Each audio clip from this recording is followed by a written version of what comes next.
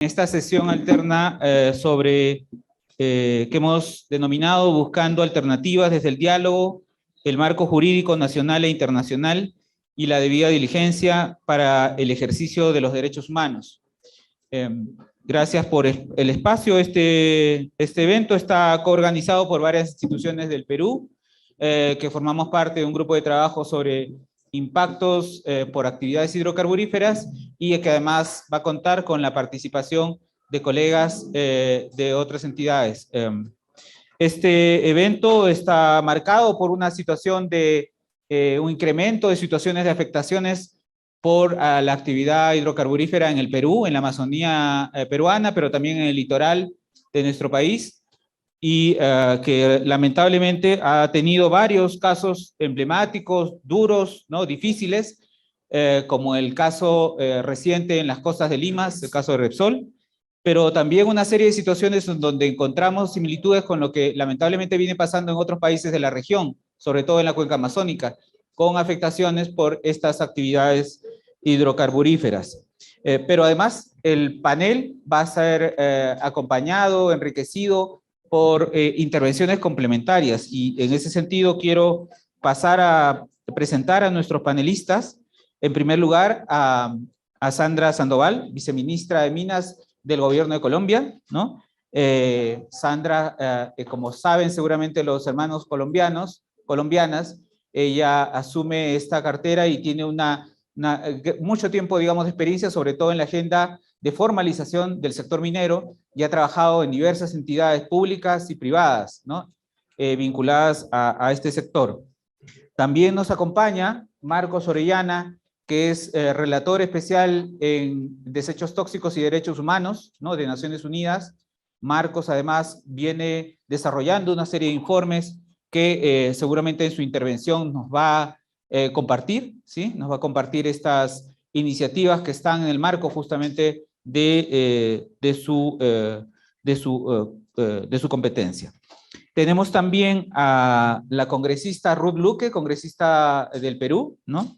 Ella es además vicepresidenta de la Comisión de Pueblos Indígenas, Andinos, Amazónicos, Ambiente y Ecología del Perú, del Congreso peruano, y que además viene impulsando una serie de acciones alrededor de la agenda sobre la situación en la Amazonía, sobre la defensa de los defensores y defensoras, entre otros temas que Ruth lidera, y además con una larga experiencia como ella misma como una defensora de los derechos humanos, ya no solamente desde el Estado, sino desde otros organismos. También nos acompaña Luis Antonio Díaz Barroso, él es presidente de la Asociación de Pescadores Artesanales de Aucayama. Esta es una localidad en las costas de Lima, en la costa norte de Lima, que es justamente una de las zonas que fue afectada, lamentablemente, por el derrame sucedido en inicios de este año, ¿no? Justo el día de mañana se cumplen 6 meses de ese derrame, ¿no? Y hay una serie de acciones que se vienen realizando exigiendo reparación, atención a la población afectada, y Luis nos va a compartir justamente la visión desde el espacio, desde la población que ha sido involucrada en este impacto. Finalmente, nos acompaña también Aurelio Chino Dagua, el ESAPU, presidente de la Federación de Quechuas del Pastaza, ¿no? Una de las organizaciones que forma parte de la plataforma Puinamut, que viene desde hace más de 10 años participando en una serie de espacios de diálogo, negociación, exigiendo consulta y consentimiento previo ante la zona que tiene una actividad petrolera de más de 50 años, ¿no? Por la zona donde vive Aurelio y sus comunidades han pasado varias empresas petroleras, ¿no? Una que salió el 2015 y hasta el momento no ha iniciado labor de reparación ambiental. Otra que salió a comienzos del año pasado, que igual está en la misma situación, y ya Aurelio nos va a compartir justamente ese escenario. Entonces, ese es nuestro panel. Muchas gracias nuevamente a todos, todas, todes por estar, por acompañarnos. Para este espacio vamos a procurar plantearles algunas preguntas a nuestros panelistas, ¿no? Para que nos puedan exponer la mirada desde el rol que tienen, desde las experiencias, desde la agenda de trabajo y defensa. Y luego de eso, si todo va bien con los tiempos además, ¿no? Vamos a procurar tener un pequeño bloque de preguntas del público, ¿no? Para finalizar con una rueda de intervenciones de nuestro panel. Entonces, empezamos directamente, agradecemos nuevamente la presencia de cada una de ellas, y vamos a pedirle a la viceministra Sandra Sandoval que nos pueda compartir su visión. El Ministerio ha venido desarrollando una herramienta de monitoreo, de gestión de riesgo vinculado a los derechos humanos desde el Ministerio de Minas y Energía del Gobierno de Colombia, y nos gustaría que nos pueda compartir en qué consiste esa herramienta, ¿no? Nos estamos adelantando, digamos, antes de entrar a los casos, mirar cómo desde el Estado, como en este caso del Ministerio de Minas y Energía, vienen desarrollando esta herramienta para identificar, prevenir impactos negativos, cuáles esas estrategias que está implicando el desarrollo de esta herramienta de cara a la política de derechos humanos, sobre todo vinculada al sector minero energético, ¿no? Respecto a la participación de diferentes actores en el marco de esta experiencia en la agenda de defensa de los derechos humanos, más aún en una situación como la que enfrentan nuestros hermanos en los países como el caso de Colombia. Entonces, le doy pase a la viceministra. Sí.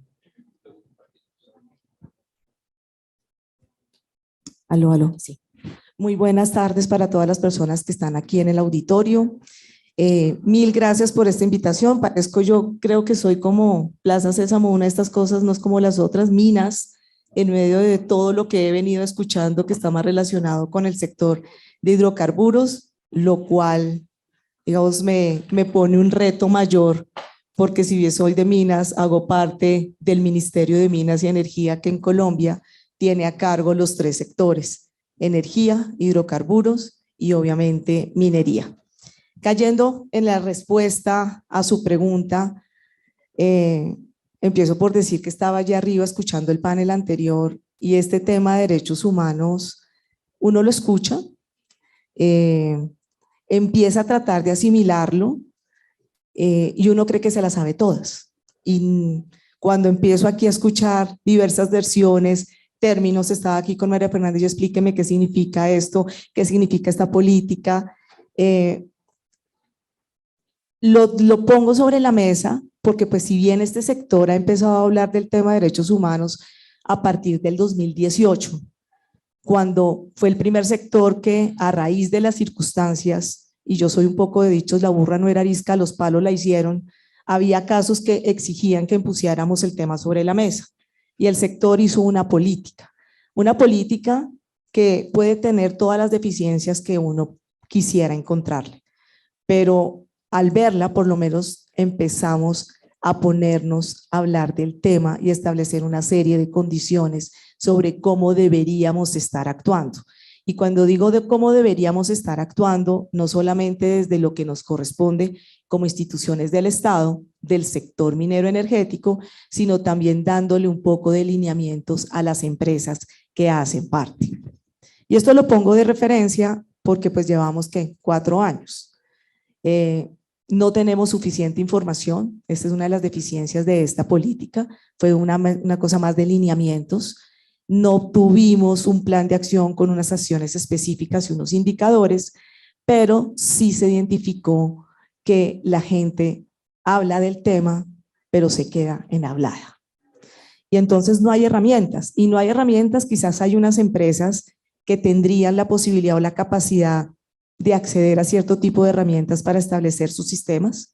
Sin embargo, este sector sí que es bien diverso. Y ahí me voy a meter con el tema minero. El tema minero en Colombia, solo el 2% es gran minería, 30% mediana, el resto es pequeña, y tenemos casi 100.000 personas registradas como minería de subsistencia, que en el mundo se conoce como minería artesanal. y todos tienen que estar metidos en este cuento. No solamente estamos pensando en unas empresas allá, sino que tenemos que ver la integralidad. Y la herramienta empieza a cobrar sentido, porque cuando íbamos al territorio, la gente sí habla y dice la palabra, la frase de derechos humanos, pero cuando el equipo empieza a indagar de qué se trata, cómo lo entienden, cómo lo manejan, no hay. Entonces el equipo se puso en la tarea de decir, bueno, hay que empezar es en el hacer, y el hacer significa generar las capacidades. Y empezamos por una capacidad que es la herramienta. Y en esa herramienta lo que intentamos hacer es basada en la plataforma tecnológica, y habría que aprovechar esas ventajas que tenemos a la mano y que creo que la pandemia nos relevó, y es cómo a cualquier nivel y cualquier empresa tiene a su mano cómo identificar los riesgos que puede generar su operación, y su operación vista en cada uno de sus sectores y sus escalas. Y ahí empezar a identificar no solamente a un grupo especial, sino a todos los actores presentes en su territorio, a los ciudadanos, las comunidades, y las comunidades entendidas, las étnicas, hay comunidades tradicionales, hay otros habitantes en el territorio que hay que empezar a considerar. Y hay otros actores, porque están, que hay que considerarlos también en su ejercicio, porque pues las autoridades locales tienen un papel fundamental que jugar. Hay organismos de la sociedad civil también presentes. Y esa herramienta lo que nos permite es que cada uno empiece a diligenciarla. Y cuando digo cada uno, no es solamente las empresas o nuestros titulares mineros o nuestros contratos de hidrocarburos, o quienes tengan algún tipo de contrato, ya sea para generación, transmisión, distribución de energía, sino que también esos otros actores presentes en el territorio, que son titulares de derechos y otros más, puedan acceder a diligenciar esa herramienta y desde sus ópticas empezar a identificar, en función de unas operaciones presentes en su territorio, cómo podrían ser las afectaciones de derechos humanos. Y ahí estamos piloteándolas. Tenemos unas empresas de todos los sectores que ya empezaron a usarla, y otros actores presentes en el territorio que también la están diligenciando. La idea es que empecemos a tener unas lecturas territoriales integrales que sirvan para el ejercicio de cada uno. En este caso, pues si ya empiezo con las empresas, con los titulares de derechos, porque este es un tema bidireccional, y desde el Estado tener una información de unas lecturas territoriales más cercanas que nos permitan afinar el ejercicio de lo que es la política de derechos humanos. Y con esto cierro, porque estamos en este momento en un proceso de actualización de esa política, y esta información empieza a volverse más relevante. Y en el camino, pues obviamente a tener un sistema de alertas para saber qué es lo que tenemos que hacer en el entretanto, en el mundo actual, en el inmediato, y pues ahí estamos con este tema de la herramienta.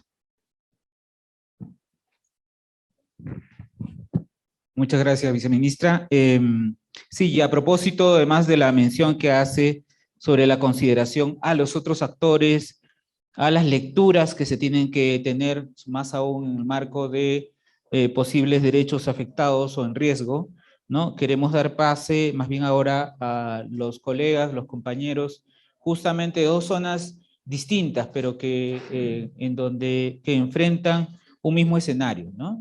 En principio, el APU Aurelio Chino, como mencionaba, un representante de una zona de la Amazonía peruana, de la región de Loreto, muy cerca a la frontera norte del Perú, ¿no? Con cerca de 50 años compartiendo con esta actividad. El APU ha crecido con la actividad petrolera en sus comunidades. Entonces, APU Aurelio, las comunidades indígenas del denominado, en la zona donde están las federaciones, sus comunidades, está lotizada y denominada como lote 192, en la zona donde viven. En este lote 192 presentan impactos ambientales, a la salud, ¿no? Que se vienen acumulando en estos cerca de 50 años de actividad petrolera. ¿Cómo esta situación ha afectado los derechos de sus comunidades, ¿no? de su población.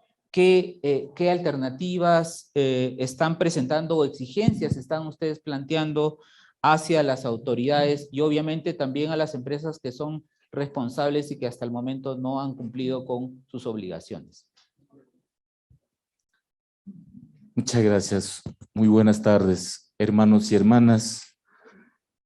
Ministra de Energía y Minas de este país, Colombia, al hermano Luis, al relator de desechos tóxicos, Marcos, que está, él conoce mi lugar, mi pueblo. Le invitamos una vez que estaba en Andoas, directamente en lugar de los hechos. Y a la congresista Ruth. Bueno, mi nombre es Aurelio Chino Dava, soy presidente de la Federación FEDIQUEP, Federación Indígena Quechua del Pastaza. Soy que represento a la plataforma Puinamut. Somos 4 dirigentes, 4 cuencas. Estas 4 cuencas estamos directamente en un lote 192 y lote 8.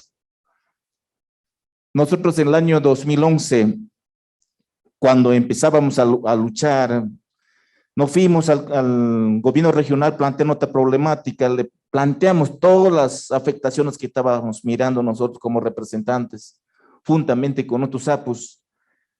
Entraba por acá, salí por otro lado. Cuando no hemos visto la importancia, llevamos esa agenda de nuestro pueblo al Congreso de la República. Metemos al Congreso de la República, estamos afectándonos de esta forma, de esta manera, tampoco no les ponía interés. Parece que entraba y salía por otro lado, pero al final, yo como representante le dije que ya he cumplido como dirigente. Señores sapos, haciendo una asamblea, entonces nosotros organizamos para una movilización. Ahora nosotros no le decimos una movilización. En Perú le decimos una minga. Porque cuando le decimos una movilización, los funcionarios de parte del Estado se asustan. Es así, ellos están movilizándose porque ellos ya nos toman de lo peor, que le vamos a matar, le vamos a ishanguear, no sé, un montón de cosas. Entonces, siempre hemos venido luchando, pero nada, no teníamos la presión. ¿Cómo? De esa manera nosotros buscamos la estrategia de unirnos, de encontrarnos los 4 cuencas con otros sapos. Cada uno de los representantes hacemos otro croquis, dónde está la problemática y con qué empresa, si es empresa petrolero, minero o comercial. Ahí, así de esa forma identificamos y hemos dicho, tenemos que unirnos. Por eso es que nosotros ponemos Puinamut, Pueblos Indígenas Unidos en Defensa de su Territorio.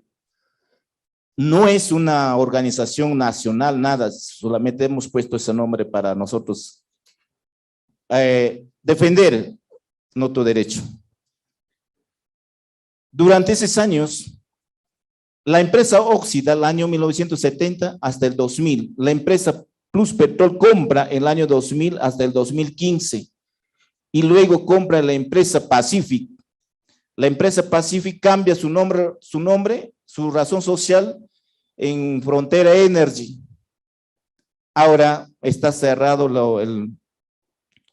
las válvulas, no están bombeando, pero durante esos años, desde esos años, nos ha venido afectando millones de barriles de producción de agua que tiraban directamente al río, nosotros no sabíamos.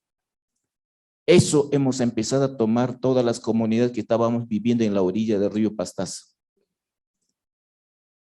Ahí es que nosotros nos damos cuenta que si nosotros mismos no paramos, si nuestros propios gobiernos políticos nos están matando, ¿a quién más podemos esperar? Tenemos que levantarnos y hemos hecho todo el esfuerzo, levantamos, le hacemos llamar al Ministerio del Ambiente, vino el viceministro, el ministro del Ministerio de Vivienda. Con ello nos hemos empezado a sentar, le hemos presionado fuertemente para que se forme una multisectorial, y ese multisectorial se ha ido a sacar todas las muestras a 3 meses nos estaban dando los resultados con metales pesados, las aguas que seguimos tomando.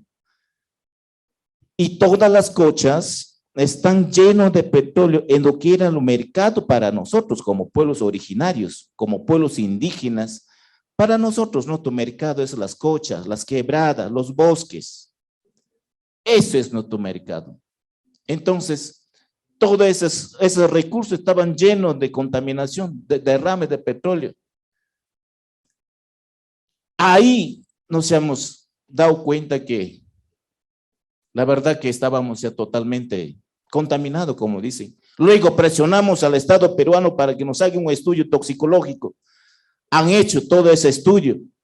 Ha salido positivo en la sangre de las personas, desde la boca del río Pastaza hasta la cabecera. Entonces, con todas estas pruebas, nosotros hemos dicho, basta, suficiente. Que nuestros propios gobiernos nos están matando, no nos están respetando nuestros derechos. Entonces, tenemos que caminar. Juntos con los 4 representantes hemos venido debatiendo, reclamando, hasta por último, hemos llegado todavía nuevamente cuando el Estado peruano dice, ¿por qué no nos entramos a una consulta? Ya, pero durante los años que se ha afectado, mire lo que has causado los daños. Entonces, sentamos nosotros como pueblos indígenas con todos nuestros sapos, analizamos y luego decimos, si nosotros no aceptamos esta consulta previa, ¿a quién más responsabilizamos para que vengan a remediar, a limpiar estos daños que ha causado? Ahí es que nosotros retomamos entonces, ya sentamos a una consulta previa. Ahora tenemos un acta de la consulta previa. Yo sé que ese es un derecho. Dentro de esas actas de la consulta previa tenemos 67 agendas. ¿Cómo queremos desarrollar nosotros como pueblos indígenas? Está escrito, firmado. Dijeron al mes vamos a conformar las mesas técnicas para debatir con diferentes ministerios. Ellos mismos, ya se van casi un año ya, que ha incumplido el Estado mismo. Por eso nuevamente nosotros estamos caminando ahí, yendo, insistiendo a los ministerios. Le estamos diciendo al Ministerio de Salud, y una vez que nos aprueban este plan de salud intercultural, nos dicen que no hay presupuesto. La verdad que acá, hermanos y hermanas, muchas veces nos equivocamos cuando nos dicen cuando ingresan las empresas petroleras va a haber desarrollo, pero al final notamos que no hay desarrollo. Pero nosotros nunca hemos dicho que nosotros totalmente no estamos de acuerdo con la explotación petrolera. Tampoco no hemos dicho eso. Sí, estamos de acuerdo, pero con estas propuestas que estamos pensando ahora como pueblos indígenas. Así le hemos hecho sentar a los funcionarios de parte del Estado. A nosotros lo que nos preocupa es, a veces un ministro se cambia, otra vez nos vamos al cero, nuevamente replanteamos nuestra problemática y así es un problema grande. Pero de todas maneras, yo aquí les pido que están acá, Marcos, de las Naciones Unidas, es un relator de desechos tóxicos. No sé si está por acá el señor relator para los pueblos indígenas también, que representa dentro de la ONU. A mí lo que me preocupa es que ahí está nuestro convenio 169 para los pueblos indígenas.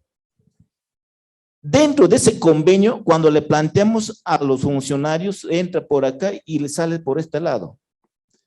Parece que ese convenio 169 no tiene de verazmente una fuerza que le va a sancionar directamente a los políticos que está afectando, digo, que son culpables para que lo cierre o para que le den una sanción. Yo digo, esas leyes están hechas por gusto, no nos obedecen. Este tipo de eventos estuve en Suiza, estuve en Estados Unidos, en Nueva York, en Holanda. Al final, yo como representante buscando quién nos va, de verasmente va a hacer justicia de esta destrucción de los recursos de nuestro territorio. Ahora estoy acá, gracias a Miguel, hemos hecho todo el esfuerzo para venir a participar nuevamente en este foro. Les agradezco a Miguel, que por él estamos acá, por eso estoy acá, representando de parte de mis hermanos de 4 cuencas. Lo que me preocupo y quiero poner es que deberían de respetar la autonomía como pueblos originarios. Eso, así tajantemente que nos respeten, quien sea, nos debería de consultar, no por el hecho que vivimos en tal país, ya solo va a decidir el Estado, va a firmar convenios solamente el Estado con las empresas transnacionales, no. Eso yo pido en este momento a Marcos, que está representando. Acá está la congresista de nuestro país, que es Perú. La verdad que yo pidiera a la Ruth que se preocupen para que defiendan los derechos. Hablamos de los derechos, pero al final no están respetando los derechos. Eso quiero poner presente a la Ruth y a todos. Hermanos, yo sé que aquí varios son de otras partes, de otras instituciones, y eso es la visión de nosotros que queremos poner a la claridad para que nos respeten de verazmente, y que ya no siguen vulnerando nuestros derechos, que ya no siguen matando. Por ejemplo, ahorita están muriendo varios de mis hermanos lentamente, y ni siquiera sabemos exactamente con qué tipo de enfermedades están muriendo, pero nos estamos dando cuenta, el cuerpo de los niños están saliendo como ronchas, toditito como ronchas, como mareación de cabeza, apenas demoran 2 días, 3 días, estamos muriendo. Cuando le decimos al ministro de Salud, ya tenemos la tecnología de primera punta para que nos eliminen estos metales pesados que están en otras sangres, nadie nos responde exactamente que sí ya hay, o que sí existe esta tecnología. No nos dicen, no nos mencionan eso. Entonces, por eso es que nosotros durante los años que hemos tomado esas aguas de contaminación, yo sé que estamos condenados a la muerte. Eso es, quería poner a ustedes, hermanos y hermanas. Muchas gracias. Gracias, Aurelio.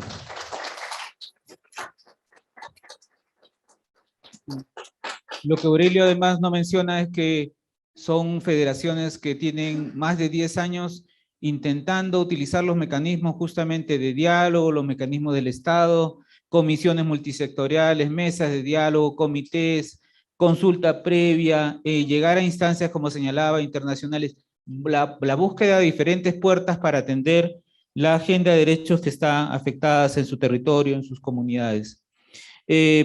Vamos a pasar justo más bien con un caso que es reciente, ¿no? Que no está todavía viendo ese historial, pero que obviamente preocupa por los impactos. Luis Díaz, como mencioné, es presidente de la Asociación de Pescadores de Aucayama, ¿no? Una localidad al norte de Lima, afectada por el reciente derrame petrolero vinculado con la empresa Repsol, ¿sí? Entonces, Luis, por favor, cuéntanos qué ha implicado este derrame de petróleo en la costa peruana, en la costa de Lima, en tu zona, para tus familias, para los pescadores.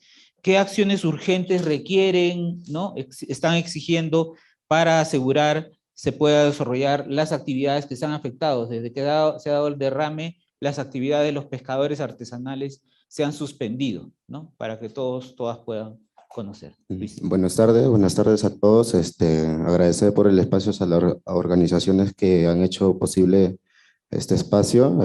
Agradecer por la presencia del señor Marco Orellana, la señorita Ruth, congresista del país mío, la señorita viceministra Sandoval, el señor Miguel y acá el compañero Chino. la verdad es que yo estoy acá en representación de, no solamente de la provincia de Huaral, sino en realidad de la costa del Norte Chico. Está comprendida por Ventanilla, que es el punto cero, está Santa Rosa, Ancón, el balneario principal, sus peñerías, está el distrito de Ocayama, a la cual pertenezco yo, y el distrito de Chancay. En esta oportunidad estoy acá por compañeros y compañeras pescadoras y pescadores, bueno, también por comerciantes, transportistas, en el sector turismo, que abunda bastante en toda la costa, pues, ¿no? Que ha sido afectada justamente en temporada de verano, que es obviamente el impacto mucho más fuerte para lo que es el sector turismo. En caso de los pescadores, bueno, nosotros tenemos la actividad, no somos embarcados, no tenemos puerto, pero somos pescadores de ribera, de pinta, que casualmente es nuestra actividad la que menor impacto de depredación tiene en realidad, y son las cuales nuestra actividad de pinta es la que mayor cuidado tiene a la hora de extraer el producto, ya sea hidrobiológico y bentónico. Bueno, en este sentido quiero hablar y quiero expresarme, bueno, ante esta empresa que ya ha pasado 180 días, ha podido vulnerar nuestros derechos, en las cuales en realidad el 15 de enero de este año, del 2022, bueno, ha impactado en un radio de colateral de 18,000 metros cuadrados, o sea, más de 105 kilómetros. Bueno, también quiero decirle que el derrame en realidad ha ocurrido en dos ocasiones. El principal ha sido el 15 y el otro ha sido el 24 del mismo mes. En realidad se ha especulado una exactitud de 11,900 barriles en realidad de crudo de petróleo, en las cuales ha sido una marea inmensa, ¿no? Uno cuando salía, bueno, yo cuando salía de mi casa, lo primero que veo siempre era el mar, y un día, como un 15 de enero, salí y una marea negra. Quiero expresarme en esta oportunidad que también se ha visto que ha catalogado Naciones Unidas como una de las catástrofes más desastrosas en el mar, pues, ¿no? Bueno, el impacto en realidad, 3,500 pescadores y pescadoras y más de 214 comerciantes y transportistas en esa línea, pues, ¿no? Lamentablemente nosotros hemos tenido que acudir a fuerzas como paros, ollas comunes, como un sentido de expresión. Gracias a Dios hemos podido tener también el apoyo de estas organizaciones, y por el lado del tema legal, digámoslo así, nosotros estamos procediendo mediante OEFA, el organismo que supervisa y sanciona obviamente a estas empresas, las cuales esta empresa Repsol no nos ve a nosotros como desde arriba diciendo tú no tienes por qué estar acá, no es tu derecho a reclamar, cuando en realidad nosotros hemos visto afectado al 100%.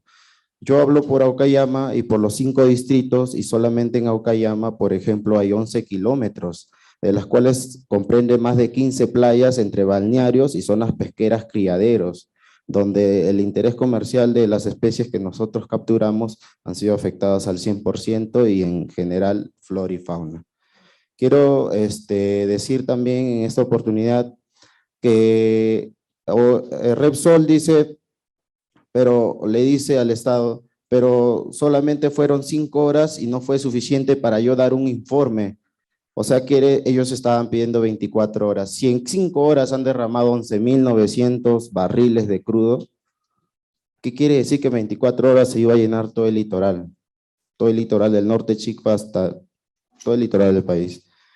Quiero expresarme también que la asociación viene luchando desde el día 1, y en realidad la ineficiencia también por parte del Estado, la lentitud y la falta de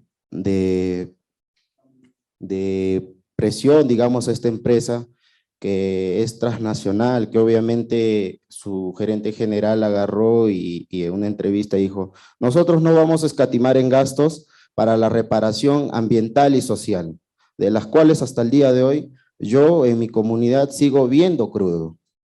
Sin embargo, ellos solamente han tocado un menos de 20%, de la cual han sido sancionados en algunas playas, y las demás playas han sido limpiadas naturalmente, las que son de arena, ensenadas de arena, playas pequeñas de arena.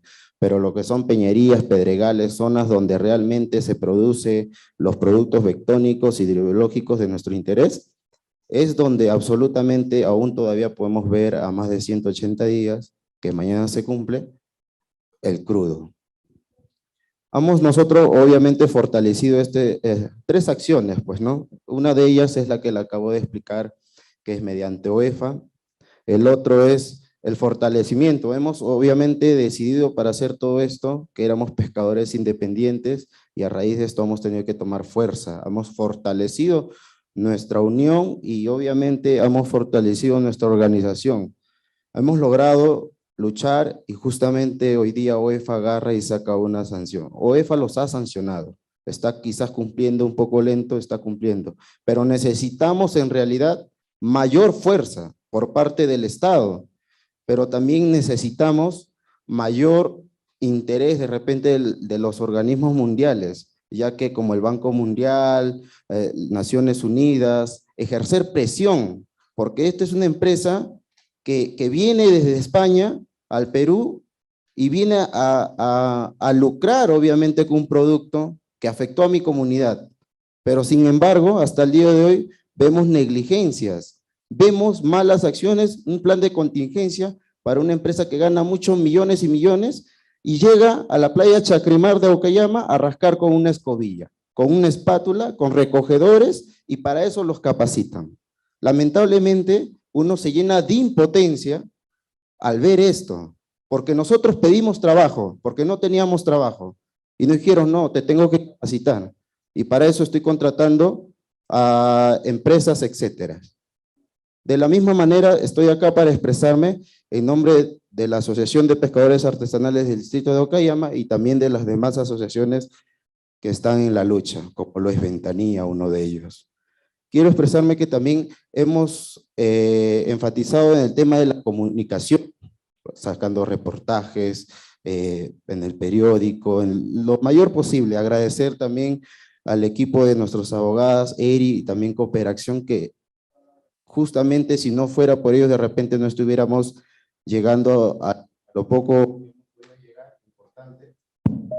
Y también decirle en esta oportunidad al señor Marco Orellana, que está acá, que pienso que nosotros como pescadores pensamos que para la empresa la roca es roca, lo que para nosotros es una cultura. Lo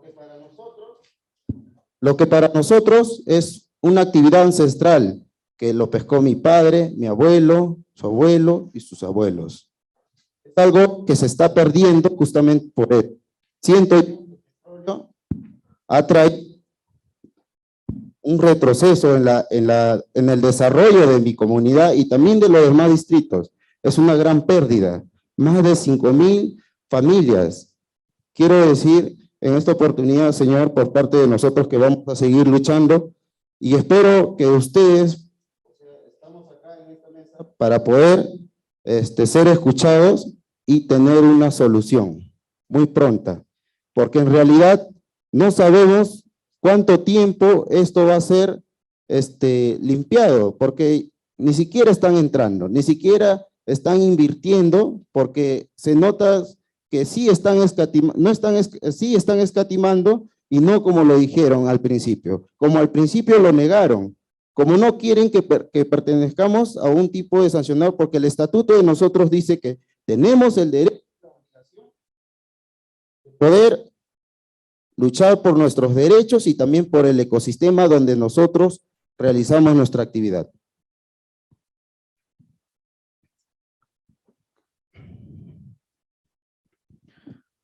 Bueno, eso es algo que en realidad nosotros como pescadores artesanales necesitamos, exigimos, no solamente a la empresa, sino también al Estado, que lamentablemente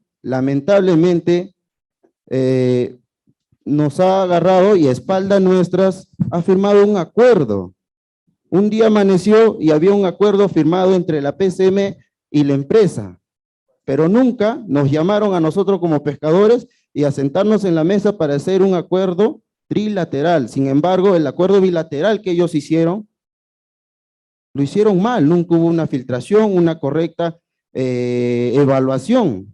Quieren hacer una transacción, lo ven como indemnización, pero sin embargo el ecosistema está dejándose de lado. Como decir, la naturaleza lo va a hacer, la naturaleza no lo hace todo. Somos nosotros los responsables y tenemos la obligación de hacer cumplir a estas grandes empresas y también exigir, porque ellos vienen a lucrar acá y nos perjudican. Gracias.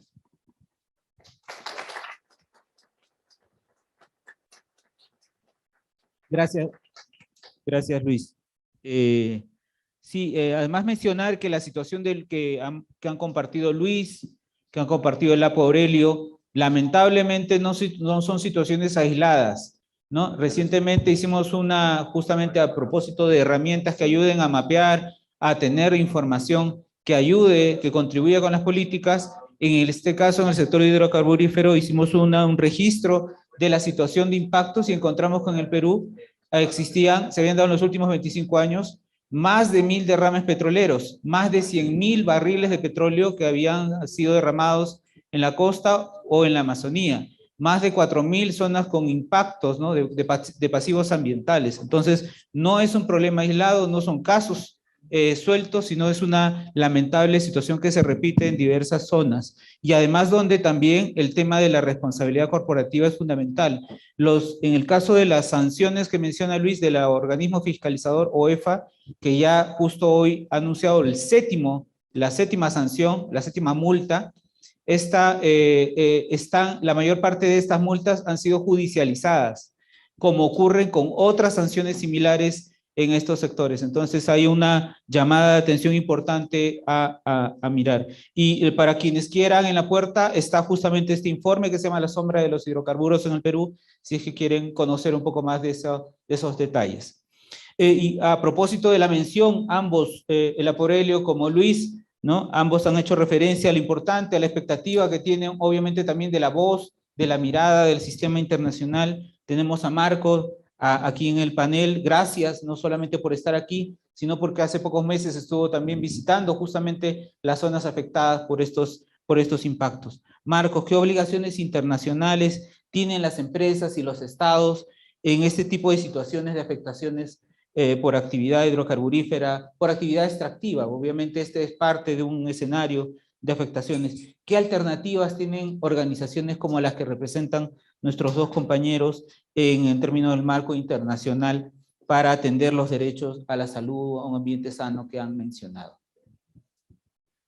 Muchas gracias, Miguel, por la invitación, por la presentación, viceministra, autoridades, representantes de los pueblos indígenas y de sus comunidades, progresistas. Me complace mucho contar con la oportunidad de compartir con ustedes esta tarde algunas reflexiones acerca de derrames de petróleo desde la óptica de los derechos humanos y de la óptica de las obligaciones internacionales que establece este cuerpo normativo. Algunos de los derrames capturan el interés mediático internacional. Algunas imágenes dan la vuelta al mundo, pero muchos otros pasan desapercibidos. Y como decía Miguel hace un momento, tuve oportunidad de hacer una visita a Perú en febrero de este año, y algunas de las cosas que encontré y que quisiera compartir con ustedes hoy, la primera es que si bien el derrame de Ventanillas ha sido un derrame desastroso, han habido más de 1000 derrames durante las últimas décadas. O sea, estamos hablando de una situación sistemática. Muchos de los derrames pasan desapercibidos. Muchos de estos derrames, por mucho tiempo se argumentaba que eran por sabotaje, y esto incluso ha llegado a legitimar acuerdos entre empresas de petróleo y fiscalías o policía, como existe aquí también en Colombia y en otros lugares, por el tema de seguridad. Pero la misma autoridad de Perú ha concluido de que los derrames de petróleo sistemáticos no son por sabotaje, sino por falta de mantenimiento. ¿Qué significa eso? Que una empresa deliberadamente, para ganar más dinero y cortar costos, deja de realizar las actividades de mantenimiento que son necesarias para evitar los derrames de petróleo. Y lo otro son las multas. Las multas, que como también nos recuerda Miguel, son judicializadas, pero incluso más allá de eso, pasan a ser una parte del costo del negocio. Multas que no logran disuadir cambios de conducta. Todos los impactos que tienen los derrames que hemos escuchado de las autoridades indígenas, de los representantes de las comunidades, tienen un impacto desproporcionado en aquellas personas que conviven de manera íntima, penetrada con su medio ambiente. Y esos son las personas que están en situación, y pueblos que están en situación de vulnerabilidad, como los pueblos indígenas o como comunidades locales, como pescadores artesanales que dependen del mar para su sustento diario. Elaboro sobre estos temas en mayor profundidad en el próximo informe temático que voy a presentar a la Asamblea General en octubre de este año. Pero siguiendo con la reflexión sobre los derrames, el interés mediático pasa ligero. ¿Y qué pasa después? Pasamos al siguiente derrame, la atención es corta, pero desde la óptica de los derechos humanos, el derecho a la memoria para garantizar la no repetición, para garantizar la prevención, pero también el énfasis en la remediación, en las obligaciones de reparación integral, en lo que significa restaurar la calidad ambiental, tanto de los mares como de las tierras, para que sean aquellos territorios que permitan la construcción de identidades de acuerdo a la autonomía y libre determinación de las cuales nos habla Apo Aurelio. Muchas gracias. Quisiera elaborar un poco más acerca de la remediación, porque atendiendo a la pregunta, Miguel, la remediación es uno de los elementos centrales de las obligaciones internacionales. Muchas de las jurisdicciones de los países de la región en Latinoamérica reconocen el derecho a un medio ambiente limpio, saludable, en diferentes formulaciones. Tal vez todos los países, faltan algunos del Caribe. Y este reconocimiento ha encontrado mucho énfasis en el reconocimiento global que de parte del Consejo de Derechos Humanos de las Naciones Unidas en octubre del año pasado se le hace a este derecho, al derecho a un medio ambiente saludable. Contenidos, prevención y debida diligencia de parte del Estado para prevenir. Herramientas como el acceso a la información, la participación informada, el acceso a la justicia, son elementos de la debida diligencia. Pero no es suficiente la dimensión procedimental. Los elementos sustantivos de este derecho también requieren atención, y entre ellos el derecho a vivir en un medio ambiente libre de tóxicos. Esto requiere la prevención de la exposición a las sustancias tóxicas. Esto es uno de los elementos esenciales de las obligaciones internacionales en esta materia.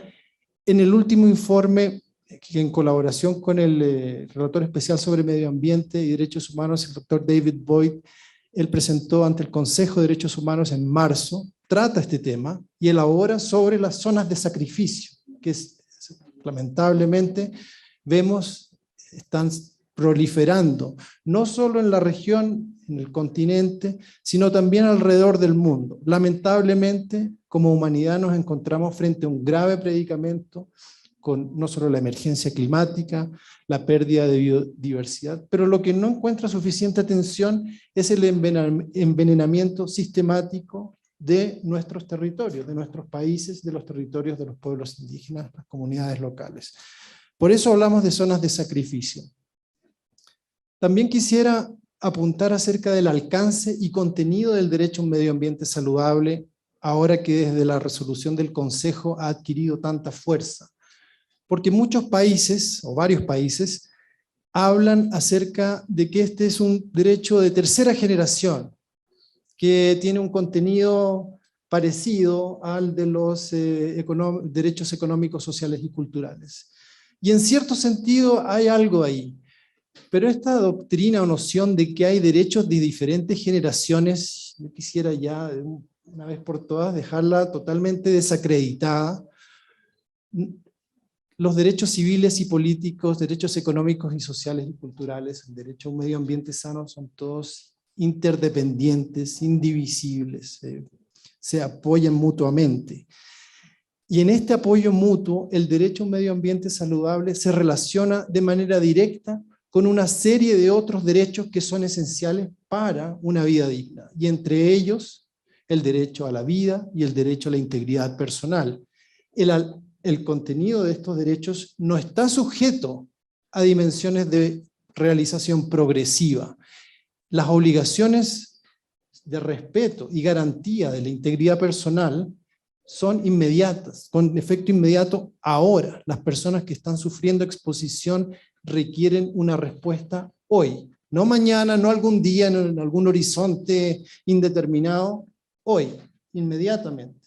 Y esa es una obligación del Estado a nivel internacional que se relaciona con el contenido y alcance del derecho a un medio ambiente saludable. Pero la complejidad también significa que hay elementos de desarrollo progresivo aquí, y uno de esos elementos es el fortalecimiento paulatino de los marcos institucionales y normativos que son necesarios para la prevención, para la fiscalización, para la remediación de situaciones que puedan imponer un impacto de tóxicos sobre el goce de los derechos humanos. Quisiera compartir un par de ideas más antes de cerrar. La penúltima es que los principios rectores, como nos recordaba la viceministra, son un inicio, el inicio de un camino, pero no son el término.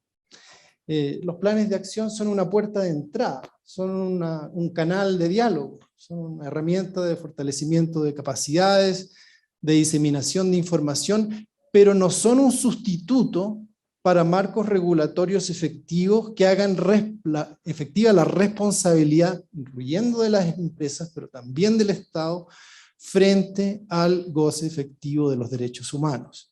Esto significa la adopción de leyes, de políticas, de reglamentos que sean lo suficientemente robustos para motivar conductas y frente al no cumplimiento, la fortaleza institucional y normativa para hacer exigibles las obligaciones. Para ir cerrando en atención al tiempo, recalcar que las garantías de los derechos humanos frente a los derrames no se agotan cuando se acaba el interés mediático en un derrame.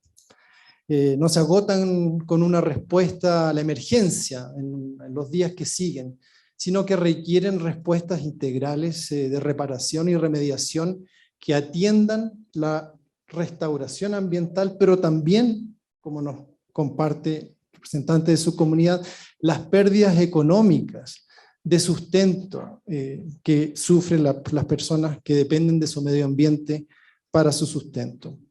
Y por último, recordar que las obligaciones internacionales, las garantías del derecho a la vida, a la integridad personal, la salud, la alimentación, el derecho al agua, requieren y exigen de la aplicación efectiva de marcos regulatorios robustos que hagan una realidad de la prevención, la fiscalización y la reparación. Muchas gracias y muy atento a cualquier pregunta que pudiera haber. Gracias. Muchas gracias. Gracias, Marcos, gracias. Y a propósito justo de la mención sobre los marcos regulatorios, queríamos pedirle a Ruth, como congresista de la República del Perú, que nos comente qué acciones ve, ¿no?, desde el rol legislativo, de las necesidades de un marco jurídico en términos de políticas públicas vinculadas a estas situaciones, a la responsabilidad corporativa, para que situaciones como estas no se repitan, ¿no? Que eso creo que es lo fundamental.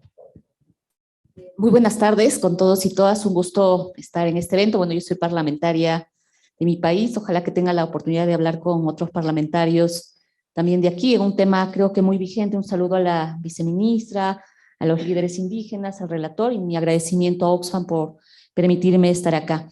Este tema del derrame y en realidad, digamos, esta situación de permanente afectación a los territorios, a los ríos, y lo último que pasó en mi país en enero, porque mañana se cumple 6 meses de este derrame grave, que fue además noticia internacional, en realidad debería haber permitido ser una oportunidad para poder revertir y generar nuevos marcos normativos institucionales de otras características, porque creo que no es posible mencionar estos cambios si no comento brevemente, y ojalá que lo pueda hacer rápido, cuál es nuestra situación política en realidad. Nosotros como país venimos de digamos, de gobiernos que plantearon la inversión como un agente fundamental de desarrollo, como de hecho es en varios países de América Latina. Y en el marco de eso se generaron un conjunto de normas que flexibilizaron el tema ambiental. Y creo que aquí es importante señalar que en mi país hemos pasado por eso. Tenemos un conjunto de normas que venían de hace mucho tiempo que debilitaron la fiscalización y la capacidad sancionadora del Estado. Un ejemplo fue en su momento una ley llamada la famosa paquetazo ambiental, que así lo llamamos en mi país, que permitía que las empresas que contaminaran podían deducir sus multas hasta el 50%. ¿No? Eso ha sucedido en mi país, y yo sé, y esos son modelos de legislación que se han ido copiando de otros países, de hecho, de Colombia, algunos de ellos.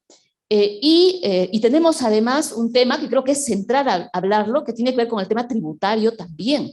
Nosotros, en el caso de Perú, por ejemplo, una empresa, ¿no es cierto?, tiene derecho a deducir gastos de su impuesto a la renta, ¿no? Una empresa que contamina, una empresa que genera pagos bajo estas lógicas de responsabilidad social, puede deducir de sus gastos.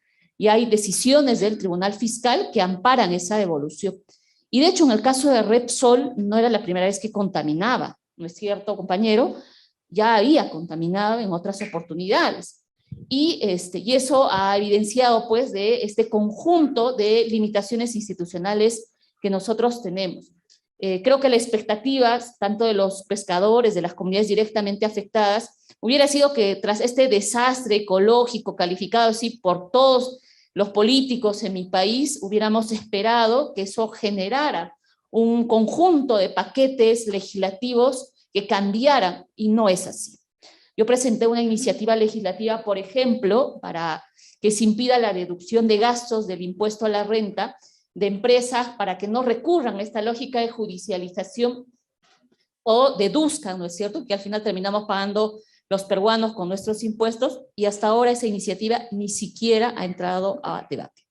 O sea, para que vean un poco, digamos, cuáles son un poco los temas de prioridad que interesan, y cuáles son los otros temas, pues, que terminan siendo prioridad en un país, en el caso mío, que estamos atravesando además y tenemos una crisis política bien compleja, ¿no es cierto?, que creo que lo han evidenciado los dirigentes que están aquí, que también obstaculiza el avance, digamos, de estas reformas necesarias en temas ambientales. Entonces, una primera cosa tiene que ver con cómo mejorar todo el marco de fiscalización ambiental, ¿no? Nosotros tenemos una OEFA, que es el Organismo de Evaluación y Fiscalización Ambiental, digamos que es la entidad que permanentemente ha sido acechada por varios sectores para debilitarla. Les puse este ejemplo, la 3230, y que en realidad, digamos, después que esta norma ya no funciona, ha recuperado un poco su capacidad sancionadora, pero es limitada, ¿no? El caso de la afectación que pasó en el mar, como sucede además en otras poblaciones indígenas, no es solo agua y río que se contamina, es flora, es fauna, y luego tiene consecuencias e impactos perversos con relación al tema de la salud ambiental. Y nosotros ahí tenemos también un pendiente con población indígena, con población que está duramente afectada por la presencia de metales pesados y sustancias tóxicas. Y no tenemos un marco, digamos, que pueda regular, salvo esfuerzos que han venido impulsados de las propias organizaciones con algunos respaldos de organizaciones políticas que hemos avanzado en temas de registro, hemos avanzado medianamente a un tema presupuestal, no termina siendo todo, pero que son, digamos, que es un tema de reforma fundamental, porque evidentemente cuando se afecta y se daña la salud, ¿no es cierto? Que creo que en la realidad la población lo siente, y en el caso de Repsol, de hecho, ya tenemos, si no es caso de personas directamente afectadas por temas de salud, y ahí tenemos debilidades donde considero yo debería ser, digamos, el centro también de la atención. Y lo otro tiene que ver con este tema de la vigilancia ambiental. En mi país, digamos, se plantearon varios esfuerzos para potenciar la capacidad de vigilancia ambiental, comunitaria, participativa de las poblaciones indígenas y la población civil. Hay una iniciativa legislativa, de hecho, que se presentó, una iniciativa que lamentablemente, digamos, no es el marco de ley, pero sí se ha logrado incorporar en el marco, digamos, de las actuaciones que desarrolla el Estado, reconocer de alguna manera que la población tiene derecho, ¿no es cierto?, a ejercer la vigilancia ambiental.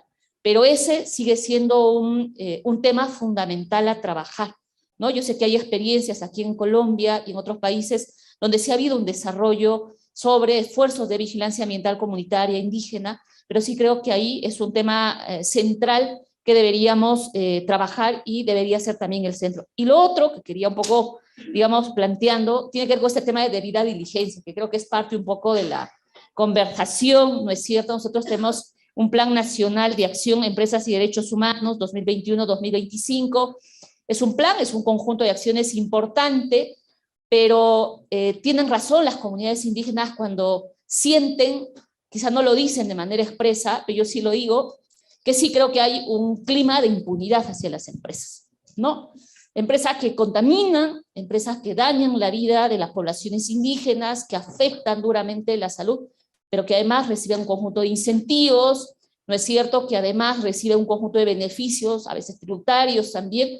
Entonces, y cuando no reciben una sanción efectiva, ¿no es cierto?, o solo se ampara sobre una línea de responsabilidad social, entonces sí genera un clima de impunidad, ¿no es cierto? Y un clima además que debilita también, de hecho, el rol que el Estado tendría que hacer cuando tiene que ejercer y defender la vida y los derechos de las poblaciones. Entonces yo sí creo que este tema de debida diligencia es un tema central, que creo que debería ser parte de un diálogo, además político, entre distintos actores que creemos en que el desarrollo de las actividades extractivas tienen que darse, pero tienen que darse en el marco de absolutas garantías de derechos y especialmente cuando éstas se desarrollan en poblaciones indígenas, ¿no es cierto? Donde necesitamos no solo asegurar la consulta previa, sino necesitamos asegurar además que ellos se garantice de forma efectiva su derecho a sus prioridades de desarrollo y las formas también como ellos están generando una visión de desarrollo en torno al desarrollo de estas actividades. Entonces,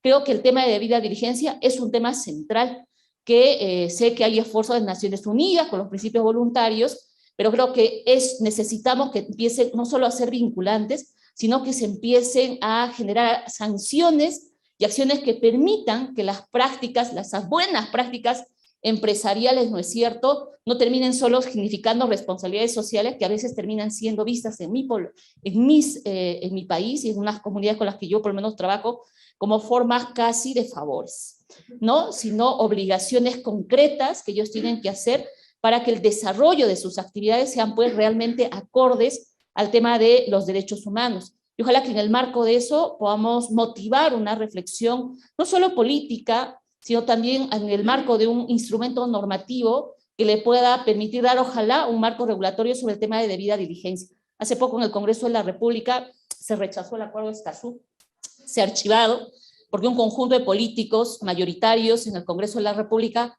cree que el acuerdo de Escazú es una idea generada por ONGs, ¿no es cierto? Y que más bien es para generar la presencia yanqui, pues quienes creen eso. Entonces, se ha archivado, es la segunda vez que se archiva, lamentablemente, y no hemos tenido cabida para generar un diálogo con distintos actores que pudieran ver de manera positiva esos instrumentos, no solo en términos de información, sino también en términos de protección a defensores y defensoras o de quienes necesitan de todo el marco internacional que se requiere. Yo quisiera concluir, digamos, con el ánimo, aprovechando que está en mesa el relator, están, digamos, representantes indígenas y creo que hay también una funcionaria del Ejecutivo, de que creo que esto, además, digamos, del esfuerzo de movilización ciudadana, creo que también requiere acto vivo, sería política, ¿no? O sea, si creemos que esto realmente es un tema trascendental en términos de que queremos que la inversión, ¿no es cierto?, y el desarrollo empresarial se realice de la mejor manera,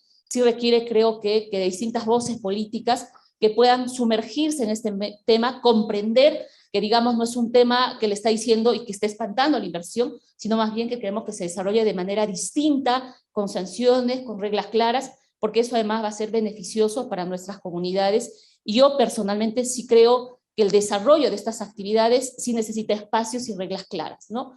Si no hay ordenamiento territorial, si no hay protecciones adecuadas a ciertas cabeceras de cuenca, territorios que las poblaciones consideran fundamentales y necesarias para la vida, no hay forma que se impongan pues el desarrollo de estas actividades. Muchas gracias. Muchas gracias, congresista Ruth.